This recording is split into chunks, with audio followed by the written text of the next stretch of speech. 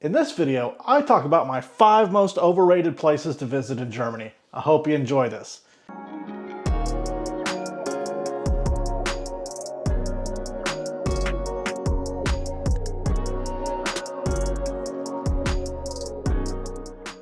Hey guys, welcome back to my channel. Thank you for clicking on this video.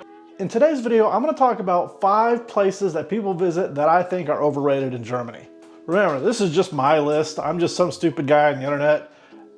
These are my thoughts. You don't have to agree with me. If you don't, as a matter of fact, if you don't agree with me, let me know in the comments.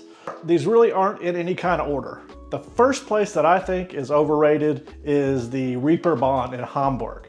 What once was a mixture between a moral, a red light district, sailor pubs, dance clubs, and lots of places to get exotic food is now a clean and sober version of its former glory.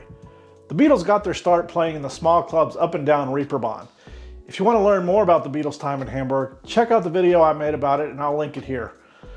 You can still find some of the things that made the Reeperbahn so lurid and original, but the live sex shows, the brothels, and the general seediness have pretty much disappeared. Now you can make the argument that these things disappearing is a good thing, a sign of progress. I couldn't argue with that position. But what moved in to take its place was the tourist market capitalizing on the Reeperbahn's past. Now, the Reeperbahn is flooded with one musical theater next to another and annoying stagnites for dudes looking for the very last street prostitute. Somewhere in the 1990s, the quarter has lost all its charm and it's just become a place for family entertainment. Now, the second location that a lot of people visit that I find super overrated is Berlin's Checkpoint Charlie. Now, Checkpoint Charlie holds a significant place in the history of the Cold War. The Berlin Wall crossing point was a lightning rod for some of the tense periods of the Cold War, when the West was afraid the East was going to overrun it, and the East was afraid the West was going to rain nuclear missiles down on them. The song 99 Luftballon was written about this time, and if you haven't seen my video reacting to this song, you should check it out. I'll link it up above. But today, Checkpoint Charlie may be the most touristy thing in Berlin. It may be the most touristy thing in Germany, if we're being honest. The checkpoint itself is a replica of the original, complete with actors as guards standing watch, with whom you can get your pictures taken. The Checkpoint Charlie Museum was created to document escape plans, attempts, and equipment. Tour guides and online reviews might tempt you into a visit, but things change once you get inside. It is one of the busiest museums in Berlin, with around 850,000 visitors annually, so queues and crowds are common. The worst part of the museum is something it's actually known for: its chaotic and jumbled exhibition style. Thousands of seemingly random objects are stuffed into the museum's exhibits, accompanied by a selection of disorganized signs, often describing objects that are nowhere to be seen. This doesn't come off as interesting or reflective, it's just confusing and annoying. Now, the third location that is really huge with tourists that I personally find overrated is Rotenburg ob der Tauber. Don't get me wrong, Rotenburg is the perfect example of a reconstructed middle-aged town. It is beautiful at Christmas time. The evening walk with a guide dressed up as a town crier, complete with Glühwein, is a must if you visit Rotenburg. What isn't so charming is the flood of tour buses that show up every morning with throngs of tourists flooding the city. Rotenburg's popularity is understandable, but with the flood of tourists, in my opinion, it is slightly overrated. There are other cities on the romantic road that are just as charming. Dinkelsbühl is about a half-hour south of Rotenburg and has much of the same charms as Rotenburg while maintaining a more authentic atmosphere. Instead of souvenir shop after souvenir shop, there are actual businesses up and down the main and side streets of this walled fantasy town. What many who visit Rotenburg don't realize is that a third of it was bombed out during the closing weeks of World War II. Dinkelsbühl totally escaped any destruction during the war and so remains 100% intact. Now, for the fourth most overrated place people visit in Germany, we're going to go back to Berlin and the Alexanderplatz. Alexanderplatz takes its name from the Russian Emperor Tsar Alexander I, who arrived in the city in 1805.